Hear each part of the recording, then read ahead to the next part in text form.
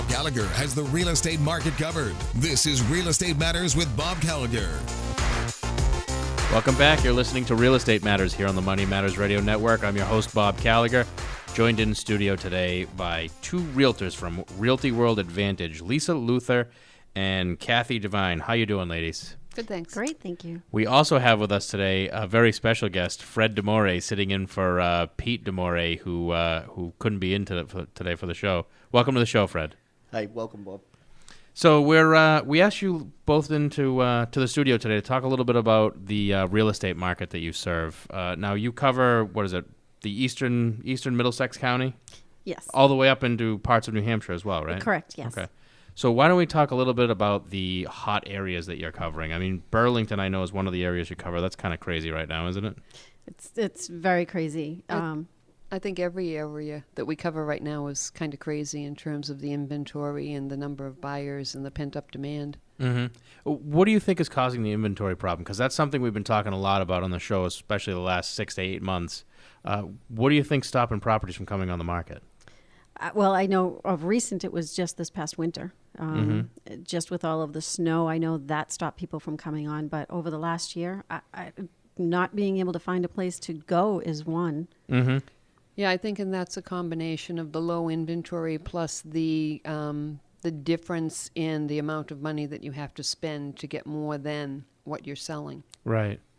Now, do you think that there are people that want to move up that aren't doing it because they're afraid they can't find something, or is it more the costs? Definitely. A third of the people that are out there that are looking say that their biggest, the thing that's holding them back the most is the lack of ability to find something that they want to buy. Right.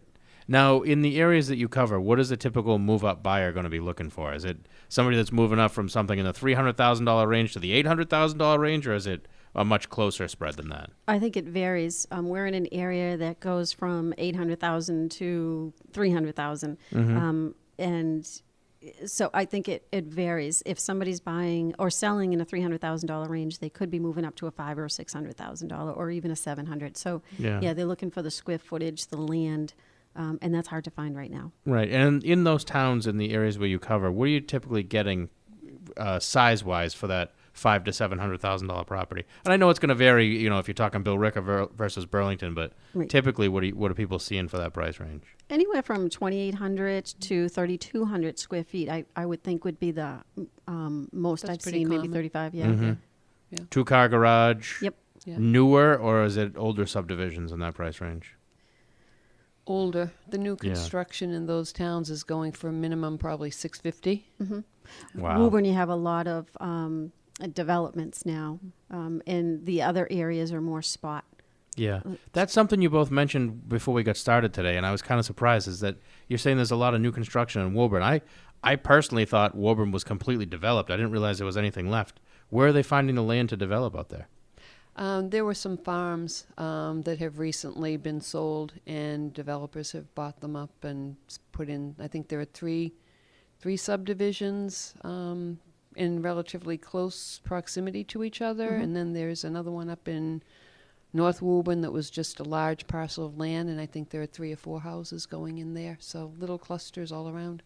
So they're not like hundreds of acres that they're developing. It's just a few at a time. No, I laugh when we talk to realtors from other parts of the country, and they have subdivisions that are 400 houses, and this is just normal for them. If we get a subdivision that's more than 4 houses, we think that's big. It's funny the way things have changed, because 20 years ago there were tracts of land big enough to develop that way. Yep. I know there's a subdivision in Bolton right now that's 80 houses, and I think there's another one in Holden that is supposed to be around 130. But other than that, I don't think there's anything big going on anywhere. Yeah, no, we don't. Not that we I've haven't seen it. So getting back to the busier markets, the Burlington, Billerica, Woburn, you guys cover all the way up into Stoneham, and what are some of the other towns? Reading, Wilmington. Mm-hmm. Now, what is the as far as first-time buyers, what are they getting in those towns? Or if you're a first-time buyer, can you even get into some of those towns? First-time buyer, the best chance of getting into the market is probably Billerica. Mm-hmm. Billerica, Wilmington, Yeah. And what's the price point going to be in those towns? The mid-range price is probably around 350, give or take. Right. So Almost. certainly affordable. It's not outlandish. I mean, obviously, if you go west, it's a little bit cheaper, but 350 is pretty good, especially be that close to Boston. To Yeah. get something fairly decent, yes. Yeah, I have one under agreement in Billerica right now for 320, and it's a decent house. Oh, wow. Okay, good. Now, something else you mentioned before we got started today was multifamily selling in, I think you said it was Medford?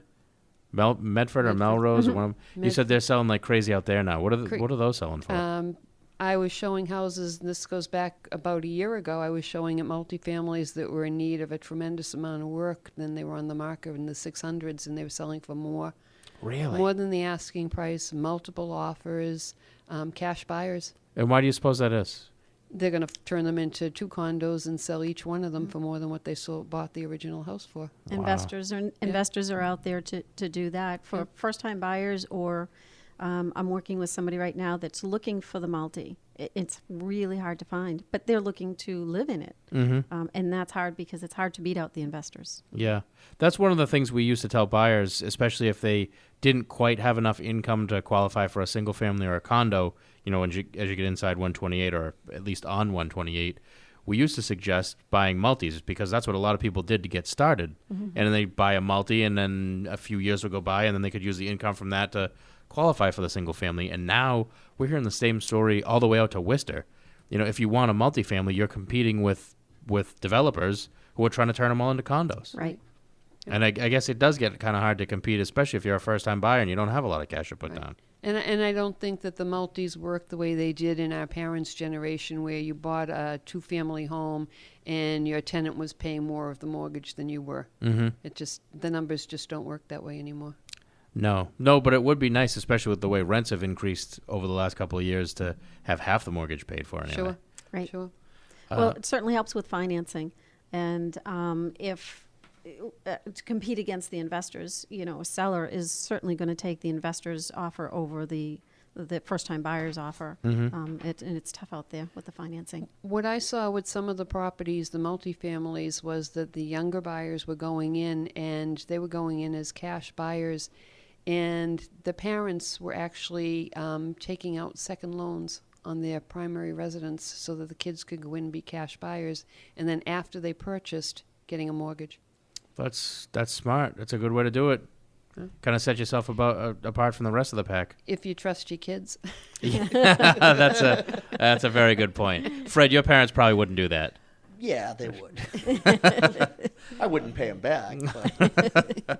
But. So why don't we talk a little bit about reasons why people aren't buying? Because it seems like everybody in the state anyways is looking to buy, but there's a lot of people that are kind of being held back. Why don't we talk a little bit about what's holding them back in particular? Well, one of the things is the amount of debt that they have. Credit card debt, school loans, things like that. So that's holding them back, and they're tending to move back in with the parents. But one of the things we're talking about too is multi-generational homes. Is it the kids live with the parents or vice versa? Kids moving back with their parents. Yeah.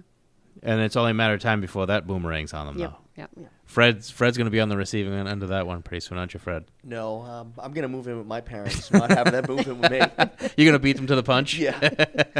Wait till they have 2 kids moving in with them, with me and my wife. And Well, the dog. that'll drive And them the right dog. down to The Florida. So why don't we talk I'll about... have to call up your dad, see if he wants to sell. Yeah. Yeah, there you he's go. probably already calling you right now. Once he hears this, he will sell. One of the other things we talked about was the shortage of inventory and what might get people to move. And you mentioned something about home equity lines of credit might get people to move. What did you mean by that? Back in 2005 to 2008, a lot of people took out home equity lines of credit, which will be coming due this year. And instead of paying just interest on those loans, they'll need to pay principal as well. And so their mortgages are going to jump significantly. Fred can tell us what the number might be. Yeah, what happens is the loans are going to amortize over probably 15 or 20 years where they were just paying the interest. So their payments, depending on what they borrow, a lot of them were paying like $200 a month in interest. They're going to be jumping up to $500-$600 a month. So it makes a big difference. Huge difference. So like you were saying, it might make sense. If your payment's going up anyways, you might as well take the higher payment and put it towards a bigger house. Yeah, buy more house in a better area or whatever. Which would be nice because then all the first-time buyers that are looking for places would have some more inventory. Right, correct. So really what it's going to be interesting to see what takes us out of this current kind of a log jam that we're in where nobody can move up out of the first-time buyers' houses, and because the people that are supposed to be selling and moving down to Florida seem not to be doing that anymore. Well, they may after this year. Yeah, that's... Although when my parents got back from Florida, there was a sold sign on their house for at least a day until they took it down. So talk about the effect that the weather had on housing, both for buyers and for sellers. Because it seemed like we were going to get a spring coming in, late January, because I think it was, the 27th before it actually snowed this year? Mm-hmm. And then, of course, we all got a rude awakening on that one. Talk a little bit about what happened. The market just completely died, and just all the way through till maybe just a couple of weeks ago, I would say, is when it started to turn over. Just for the inventory, I pulled today's inventory in Billerica was 52 listings on the market, and in January there was 42. A year ago there was 60. Looking at Woburn, today's listings on the market is 22. 3 months ago, January 28th was 24, and a year ago there was 35. So it's gone down. I mean, this winter took a toll on everybody. Right. Reading, look at Reading is today's 23, and January 28th it was 9, and a year ago there was 37. That's crazy. And that explains why everybody's having such a tough time finding a house, because there should be 70 to 80 houses on the market, and there's more like 20 to 30. Wellington last year, this time there was 80. Today there's 18. From 80 to 18. Yep. And it's got to be fiercely competitive there now. Mm-hmm. Oh, multiple offers, yeah, guaranteed. Right. So it's good if you're a seller, but of course if you're a seller and you're staying in this area, where are you going? Right. So I guess that does make it tough. Now, what do you think? Interest rates are predicted to start going up at some point over the next year or so. Do you think that's going to have an impact on the prices that people pay for houses? It normally it would, but I don't know. Their interest rates have gone up or down. Yeah, I can't imagine that they're going to go up enough that it's going to have a significant impact. Yeah, nobody's predicting them to go into the 8s or anything like that, but certainly the 5s, you would think. I mean, we can't have 3s forever, although Fred and I would love it if we did. I think we should. Well, yeah. All right. Well, I guess we are going to have 3s forever. Fred has said that's the way it's going to stay. Well, I just think it's funny when the interest rates bounce around a little bit, and the two of us have been in this business for a long time. When I started, interest rates were 13%, and at one point you couldn't imagine them going down below 10. Right. And now you get people that will say, "Oh, gee, I should have bought when the interest rates were low." Mm-hmm. And I said, "Well, they're pretty low right now. They're 4. Well, yeah, but that's still higher than what it was when they were 3.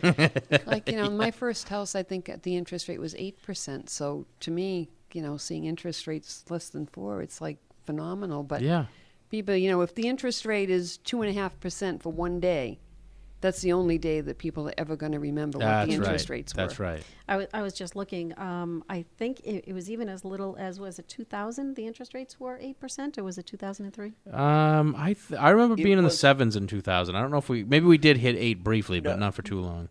In 2000, I think we did a couple loans around 8.5%.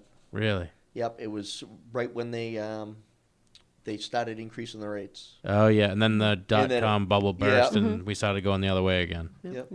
Well, I've got I read a very interesting study that mapped out rates versus housing prices over the last 40 years, and believe it or not, there is absolutely no correlation between the two.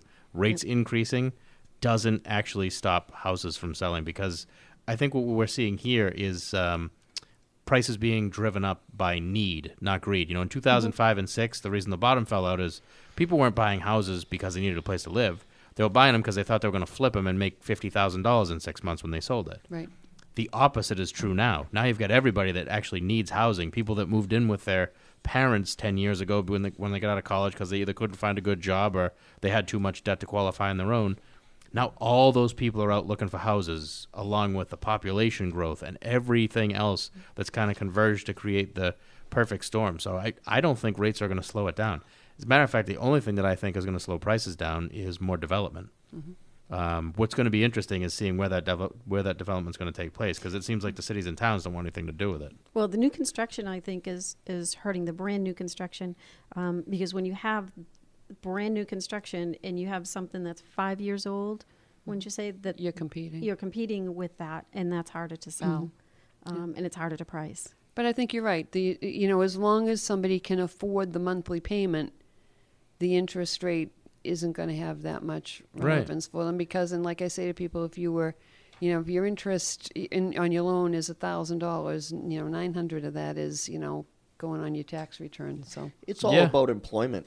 I mean, if someone's employed and they know they're going to be at that job and they know what their income's going to be, they'll take the jump to buy something. Yeah. Yep. Yeah, if you've got one kid and you've got two more on the way, or you've got two kids and you got a third on the way, you got no more space, then it doesn't matter if you want to spend the money or not. You're gonna buy a house. right. Yeah, as long as you have the capability, the desire may become secondary at some points. Yes, you're absolutely right. Now, I'd like to give out your contact info before I forget. We've got Lisa Luther here from Realty World Advantage and Kathy Devine. The main number for Realty World Advantage is 978-667-1848. Again, it's 978-667-1848. Or you can look online at realtyworldadvantage.com. That's going to be it for this segment. Thank you, ladies, for joining us. And Fred, thank you as well. Thank you, Bob. Thank you. We'd love to have you guys back again soon. We've got more real estate matters coming up after this commercial break.